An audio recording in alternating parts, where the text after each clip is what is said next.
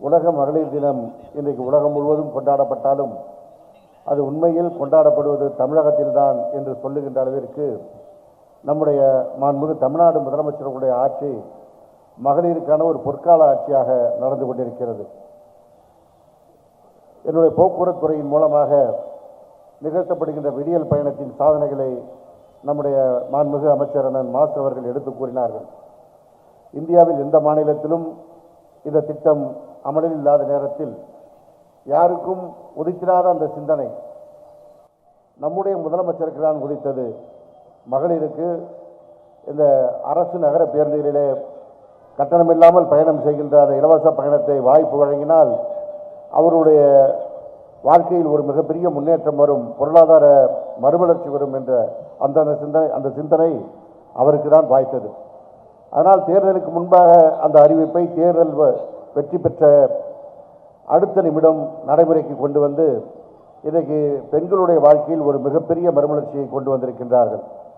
அதே போலதான் தலைவர் கலைஞர் அவர்கள் பெயரிலே மகளிர் உரிமை தொகை திட்டம் யாருக்கும் உதித்திராத சிந்தனை. மகளிர் இல்லத்தரசியாக வீட்டில் இருப்பவர்கள், ஆனால் யார் கேட்டாலும் வீட்டிலே இருக்கிறார்கள் என்று சொல்கின்ற அந்த நிலை இல்லை. அவர்கள்தான் குடும்பத்தை நடத்துகிறவர்கள். எனவே அவர்களுக்கு இந்த உரிமை தொகை வழங்கப்பட வேண்டும். இது உரிமையான தொகை, அதனால் இது உரிமை தொகை, உதவித்தொகை அல்ல என்று அதை முரசு கொட்டி சொன்னவர் நம்முடைய முதலமைச்சர். அப்படி சொன்ன நேரத்தில் அதை கிண்டல் செய்தவர்கள் பாரதிய ஜனதா கட்சியினர். ஏதோ தேர்தலுக்காக இந்த திட்டத்தை அறிவிக்கிறார், தேர்தலுக்கு வாக்கு பெறுவதற்காக அறிவிக்கிறார் என்று சொன்னார்கள். ஆனால் இன்றைக்கு மகளிர் வாழ்விலே ஏற்பட்டிருக்கின்ற ஒரு புரட்சி என்பது பெண்களுடைய வாயாலேயே பல்வேறு நிகழ்ச்சிகளில் இந்த திட்டத்தின் மூலமாக கிடைத்திருக்கின்ற அந்த பயனை எடுத்து கூறுகின்ற பொழுது இப்பொழுது மெல்ல மெல்ல பாரதிய ஜனதா கட்சியும் உணர்ந்திருக்கிறது. உணர்ந்ததோடு மாத்திரமல்ல, எந்த திட்டத்தை கிண்டலடித்தார்களோ இன்றைக்கு அவர்கள் நம்முடைய முதலமைச்சர் வழியிலே அவர்கள் ஆளுகின்ற மாநிலங்களில் இந்த திட்டத்தை அமல்படுத்தி கொண்டிருக்கின்றார்கள். முதலில் அவர்கள் ஆளுகின்ற மத்திய பிரதேச மாநிலத்தில் அமல்படுத்தினார்கள், அடுத்து மகாராஷ்டிராவில் அமல்படுத்தினார்கள். இப்படி ஒவ்வொரு மாநிலம் அவர்களுக்கு தேர்தல் வருகின்ற பொழுதெல்லாம் இந்த திட்டத்தை அமல்படுத்தி எந்த திட்டத்தை கிண்டலடித்தார்களோ, எந்த முதலமைச்சரை கிண்டடித்தார்களோ அவர் வழியிலே அவர் அறிவித்த திட்டத்தை இன்றைக்கு செயல்படுத்தி கொண்டிருக்கின்றார்கள். இப்படி இந்தியாவிற்கு வழிகாட்டுகின்ற ஒரு முதலமைச்சர். ஏழை மகளிர் குடும்பத்தில் இருக்கின்ற பெண் பிள்ளைகள் படிக்காமல் இருந்துவிடக்கூடாது, அவர்கள் படித்திட வேண்டும் என்பதற்காக புதுமை பெண் திட்டத்தை கொண்டு வந்தார். இதை கல்லூரிக்கு போனால் ஏற்கனவே இருந்ததை விட 30-35% பெண்களுடைய சேர்க்கை அதிகரித்திருக்கிறது. அந்த சேர்க்கை அதிகரிக்கிறதுடைய பலன் நாங்கள் தான் நேரடியாக அனுபவிக்கிறோம் போக்குவரத்து துறையில். எப்படின்னு கேட்கலாம். இதுவரைக்கும் கல்லூரிக்கு போகின்ற குழந்தைகளுக்கு பேருந்தில் இலவச பயணம் இருந்தது. இந்த திட்டத்தை அறிவித்த பிறகு கல்லூரிகளுக்கு போகின்ற பேருந்துகளுடைய எண்ணிக்கை போதவில்லை. திடீரென்று இன்னும் கூடுதலாக பயணிக்கிறார்கள், இன்னும் கூடுதல் பேருந்து தேவை என்கின்ற அந்த கோரிக்கை வர வர நாங்களும் அதற்கேற்ப பல்வேறு வழித்தடங்களில் மாற்றங்களை செய்து விட்டபொழுதுதான் தெரிந்தது கல்லூரிகளில் இப்பொழுது பெண் குழந்தைகளுடைய சேர்க்கை அதிகரித்திருக்கிறது. இதற்கு காரணம் நம்முடைய முதலமைச்சர் தான்.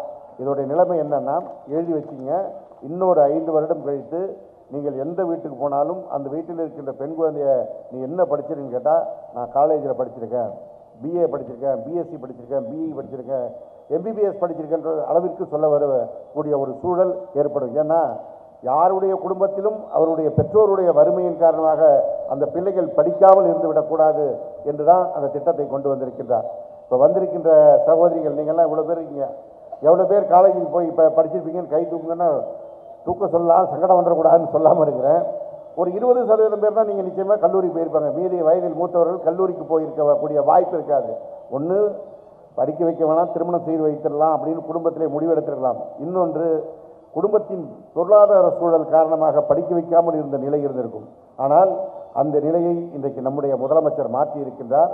இந்தியாவில் எதிர்காலத்தில் இன்னும் ஒரு 5 வருடம் கழித்து எந்த மாநிலத்தில் அதிகம் படித்தவர்கள் முழுமையாக இருக்கிறார்கள் கேட்டால் தமிழ்நாடு என்று சொல்லுகின்ற அளவிற்கு இந்த புதுமை பெண் திட்டமும் தமிழ் புதல்வன் திட்டமும் ஒரு மிகப்பெரிய மாற்றத்தை கொண்டு வர இருக்கிறது. எனவே அப்படிப்பட்ட முதலமைச்சருடைய பிறந்தநாளை நாம் இன்றைக்கு கொண்டாடி கொண்டிருக்கின்றோம்.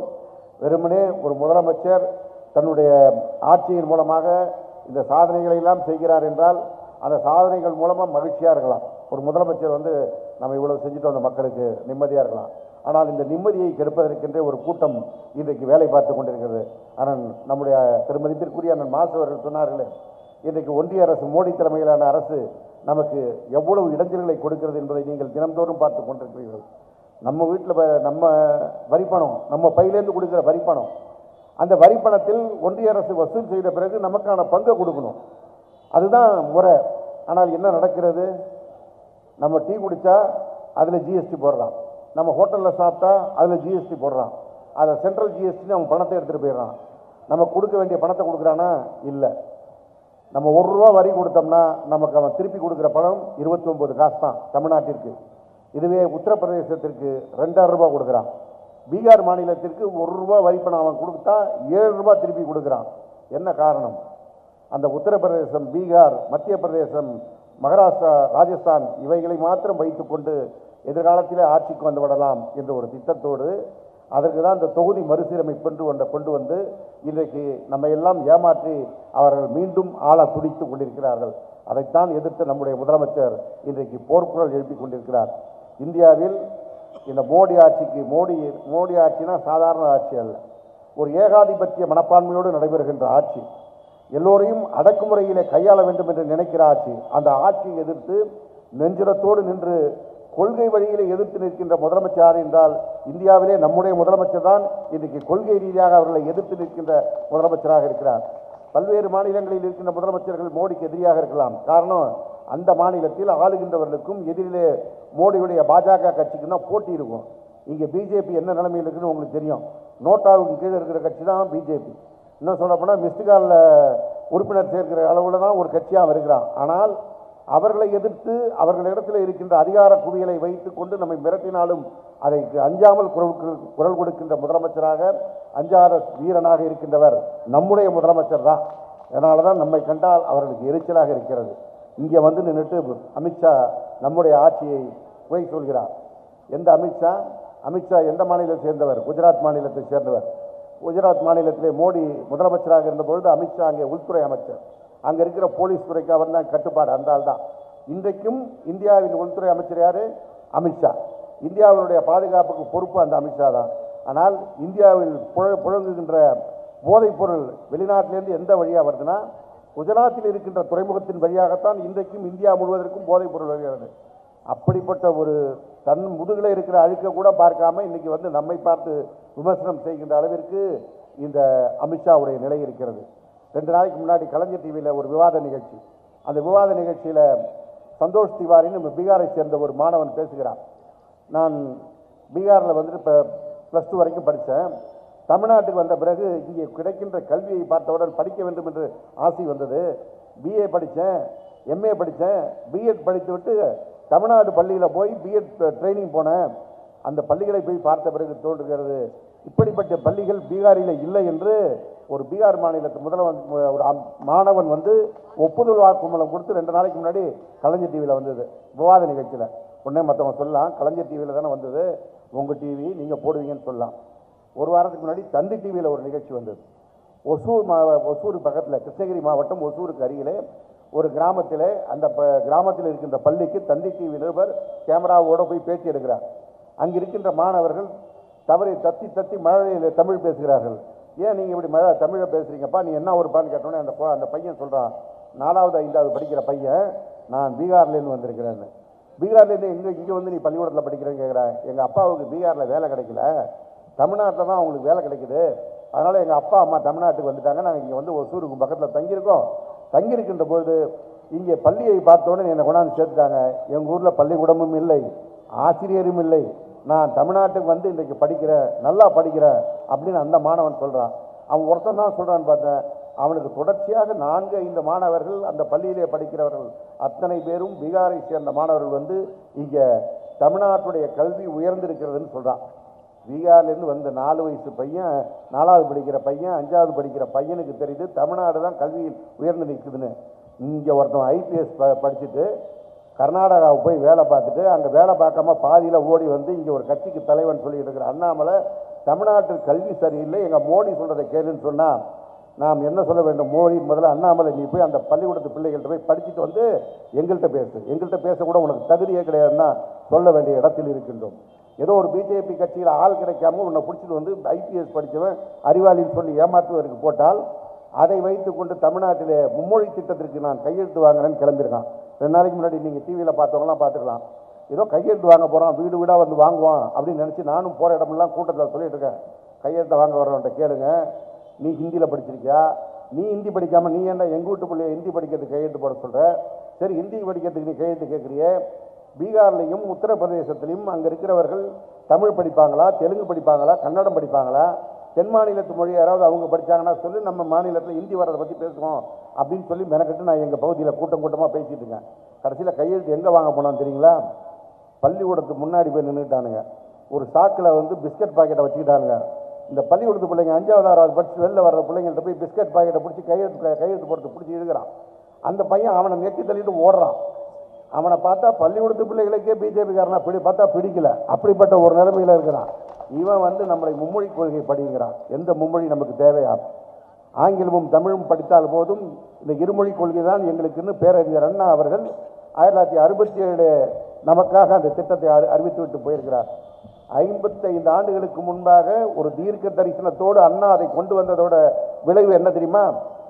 நம்ம இந்தின்னு ஒரு தேவையில்லாத சுமையை நாம் தூக்கி சுமக்கவில்லை. இப்போவே நம்ம ஆளுங்க பல பேர் வந்து ஆங்கிலத்தில் சற்று திறமைப்பட்டு தான் படிப்போம். என்ன காரணம்? என்னதான் இருந்தாலும் அது நம்ம தாய்மொழி இல்லை.